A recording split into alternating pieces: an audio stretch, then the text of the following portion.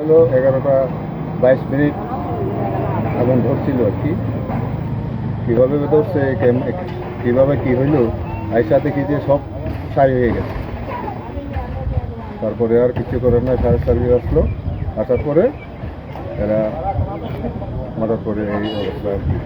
11:40-41 দিকে তারপরে আমি ওই যে রাস্তার তো কালকে তো ইয়া ছিল, মেলায় থেকে মানুষ যাইতেছে, চিল্লাইতেছে যে এখানে আগুন লাগছে চিল্লাইতেছে। চিল্লানোর পরে দেখতেছি যে এখানে আগুন লাগছে। এখানে তো কেউ থাকে না, সবাই তো বাড়িতে চলে যায়।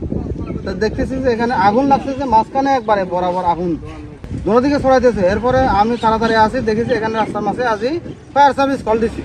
ফায়ার সার্ভিস কল দেওয়ার পরে তারপরে আমাকে বলতেছে আপনার নাম্বারটা দেন, আমি নাম্বার দিলাম। তারপরে ফায়ার সার্ভিস আসতো। আসার পরে এরা কিছু চেষ্টা করছে নিয়ন্ত্রণ, আমরাও চেষ্টা করছি আর নিয়ন্ত্রণের জন্য। ফায়ার সার্ভিস আসতেও 3-4 মিনিট লাগছে, কিন্তু আসার পরে তো এদের পানি নাই। তারপরে এখানে পুষ্করিতে ওই যে জেনারেটর বসাইছে, বসানোর পরে কিছু নিয়ন্ত্রণ করছে।